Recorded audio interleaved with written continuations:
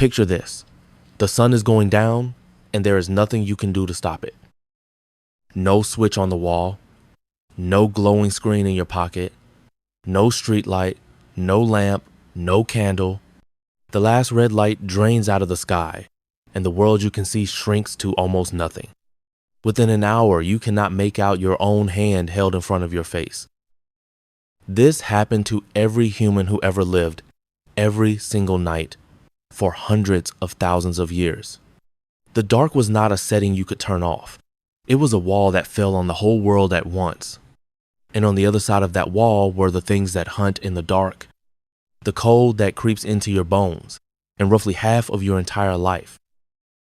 Because here's the part we forget. Night is not a small thing.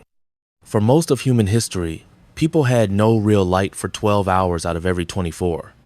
That is half of every life spent in a darkness so deep that we, today, have almost never felt it. So what on earth did they do with all those hours? They did not just lie there waiting for morning, frightened and bored. Far from it. They built fires and guarded them like treasure. They told the first stories ever told. They slept in a way we have completely forgotten, in two halves, with a strange waking time between, and they watched a night sky so brilliant that it would stop you dead in your tracks. So come with me, past the wall of the dark, into the oldest nights in the world, to the firelight and the cold and the eyes shining at the edge of the camp. This is what it really felt like when the sun went down 50,000 years ago. This is what ancient humans did during the night. Before we go any further, you have to understand just how dark the ancient night truly was. We have almost no honest memory of real darkness anymore. Think about your own nights. Even with every light off, there is a glow under the door, a blinking dot on a charger, a city shining orange through the curtains, the moon caught in 1,000 windows. We live soaked in light, and we have forgotten what its absence does to a person. Now strip all of that away. No bulbs, no glass, no distant town on the horizon. On a cloudy, moonless night in the deep past, the dark was total and absolute. A human being could stand with their eyes wide open and see nothing at all. Not the ground, not their friends, not the hand they wave before their face. In that kind of dark, your other senses take over completely. You live by your ears and your skin. Every snapped twig becomes a question. Every rustle in the grass becomes a maybe. Is that the wind? Or is that something walking? Is that branch creaking? Or is that breath? The ancient night was not just dark. It was a place where you could not trust your own eyes. And our bodies are built for this divide, right down to our eyes. We have terrible night vision compared with the cats and the wolves that share the dark with us. We are creatures of the day, made for bright light and color and distance. When the sun went down, we were, by our very design, half blind and out of our element. This is the single most important fact about the ancient night, and it changes everything. The dark was genuinely dangerous to a slow, weak, half-blind ape with no claws. The predators could see. We could not. The cold came. We had no fur worth the name. Survival, for our ancestors, meant solving the problem of the night over and over, forever. So everything that follows grows out of this one hard truth. Night was not a cozy time to relax. It was the most dangerous stretch of every single day. For most of our story, simply living through the dark until sunrise was an achievement. And the first great weapon our ancestors found against it was a thing that changed us forever. The whole story of the human night begins with one discovery: fire. Long before we could grow food or build walls, we learned to hold a piece of the sun. And fire did something for the night that nothing else could. It pushed back the dark. A single campfire turns a blind, terrifying world into a small circle you can see and control. For the first time, our ancestors had a way to own the hours after sunset. Think about everything one fire gives you all at once against the night. It gives you light, a ring of orange where you can see faces and movement and danger. It gives you warmth, a defense against the cold that kills slowly in the dark. And it gives you safety, because almost every wild animal is afraid of flame. That last gift may have been the most important of all. The fire was a wall made of light. Lions, hyenas, and leopards that would happily take a sleeping human in the open will hesitate at the edge of a burning camp where the flames dance and the smoke stings. For a defenseless ape, a fire was the difference between a safe night and a deadly one. But fire is a demanding master, and this is the part we rarely think about. For most of human history, you could not simply make a flame whenever you wanted one. Starting a fire from nothing, with sticks or sparks, is slow and hard and often fails. So the truly precious thing was not lighting a fire. It was never letting it go out. This created one of the oldest jobs in the world. Someone had to keep the fire alive. Through the whole long night, the flame had to be fed, watched, and protected from rain and wind. A fire left alone dies, and a dead fire on a cold, dark night could mean a dead family by dawn. So people took turns, sitting up, tending the coals, guarding the light against the dark. And that simple need, to sit by a fire and keep it burning, quietly reshaped our species. Because once you have people gathered around a flame, awake, safe, and warm in the dark, with nothing urgent to do and no daylight work to chase, something new becomes possible. You have, for the first time in history, the perfect place for human beings to simply talk. So gather everyone around the fire, full and warm and safe, and ask a simple question. What did they say? This is one of the most beautiful ideas in all of human science, and it rests on real evidence. Researchers studied a group of modern hunter-gatherers, the Juhawanzi of the Kalahari, who still live in some ways close to the deep past, and they listened to what people talked about. And they found that the conversations of the day and the night were two completely different things. In the daylight hours, talk was practical and sharp. It was about work and trouble. Who did what, where the food was, who was arguing with whom, the business of survival. Daytime words were the words of getting things done, of plans and complaints and gossip. The hard, useful chatter that keeps a group fed and functioning under the bright sun. But at night, around the fire, the talking changed into something else entirely. The practical worries fell away, and in their place came stories. Long, wandering stories. Tales of faraway places and people, songs, jokes, and the doings of spirits and the dead. By firelight, more than 8 in 10 conversations were stories, where by day it was almost none. Think about what that means for who we became. The night, lit by fire, was when we dreamed out loud. It was a time for imagination, for the unreal, for the worlds that exist only in words. The firelight hours were when one person could put a whole adventure inside another person's head, when a grandmother could send her grandchildren walking through lands they would never see. And this was not just entertainment to pass the dark, it was how humans learned to be human. Stories carry the rules of the group, the maps of the land, the memory of ancestors long gone. A story about a foolish hunter teaches caution. A story about kindness teaches how to live together. Around those fires, the whole invisible world of culture was being built night after night. So the campfire was far more than warmth and safety. It was the first theater, the first school, the first church. It was where language stretched its wings and learned to fly beyond the here and now. The light we lit against the dark did not just keep the animals away. It lit up our minds. And much of what makes us human may have first taken shape in those long firelit nights. Now we come to the strangest part of the ancient night, and it is about sleep itself. You probably believe that humans are built to sleep in one solid block straight through till morning. 8 hours, lights out, then sunrise. We treat that as the natural, healthy, human way to rest. But there is good reason to think that, for much of our history, we did nothing of the kind. The ancient night may often have been broken, on purpose, into 2 separate sleeps. Historians who dug through old writings found something curious appearing again and again. People did not speak of their sleep. They spoke of their first sleep and their second sleep. as if it were the most ordinary thing in the world to sleep, wake for a while, then sleep again. Two distinct stretches of rest, with a pocket of wakefulness sitting quietly between them. So picture the ancient night unfolding like this, in 2 acts instead of 1. Soon after dark, people lie down and fall into a deep first sleep, a few hours of heavy rest. Then, somewhere in the dead middle of the night, they drift naturally awake. Not anxious, not alarmed, just awake in the calm dark for an hour or 2 of quiet time.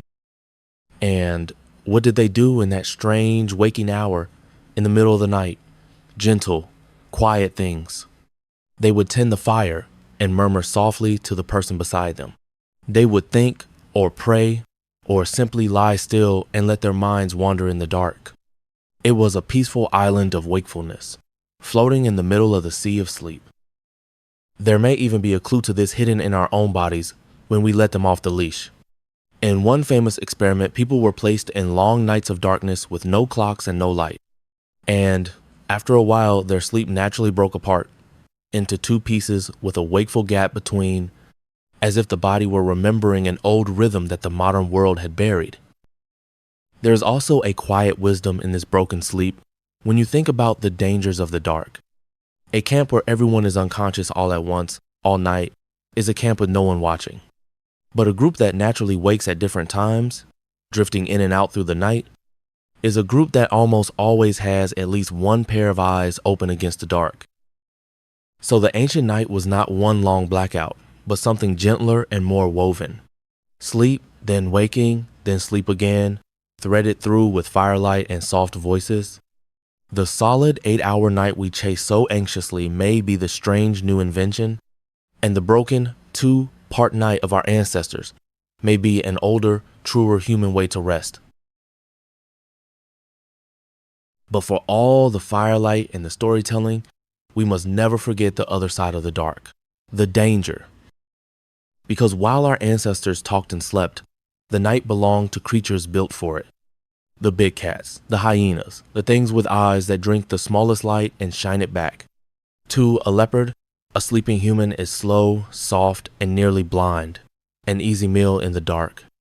And the bones of our distant relatives show, again and again, the marks of those teeth.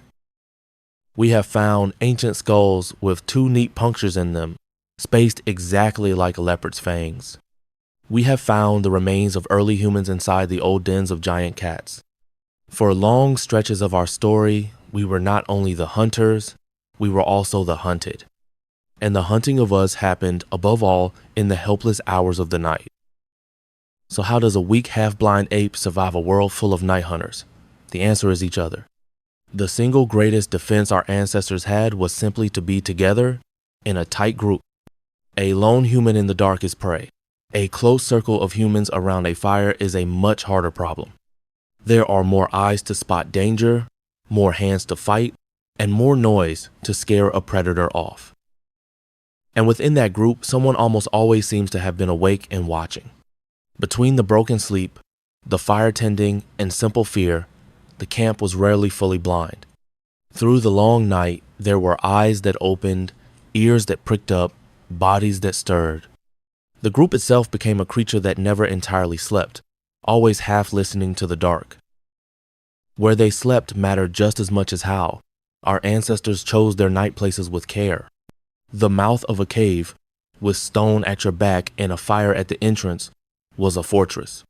High ledges, rocky shelters, and thorny enclosures all put a wall between the sleepers and the teeth. You did not simply lie down wherever night caught you. You found a place you could defend. And the fire, always, was the heart of that defense, burning at the center of it all. Its light let the watcher see. Its smell and crackle masked the small sounds of sleep. Its flame spoke to every animal in the dark in a language they all understood. Stay back. The campfire was not just comfort. It was the wall that stood between the family and the fangs. So picture the whole scene now, complete. A circle of sleepers, curled close in a safe place. A fire burning low at the center, fed by whoever happens to be awake.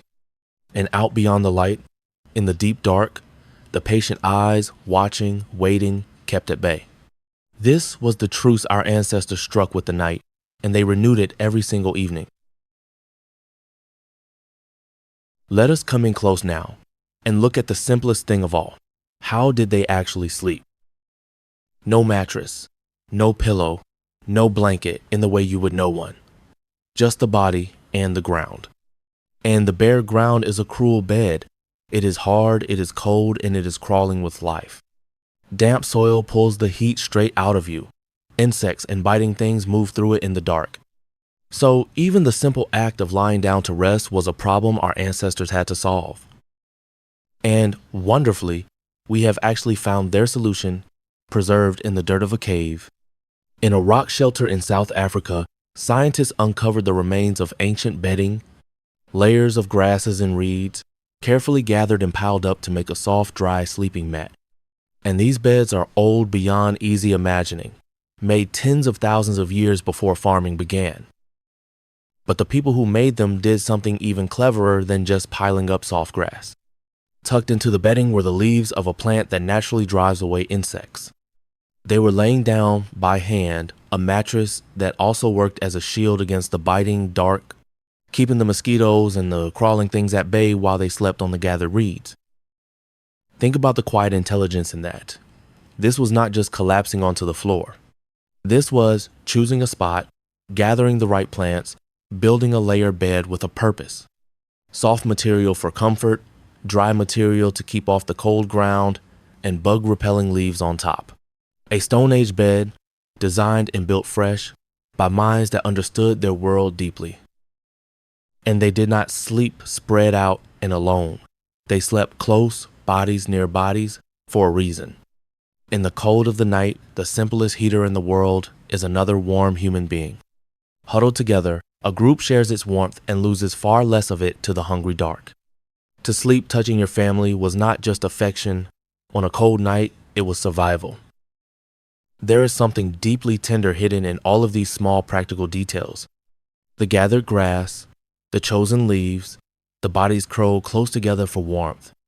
It tells us that even in the harshest of times, our ancestors did not merely endure the night.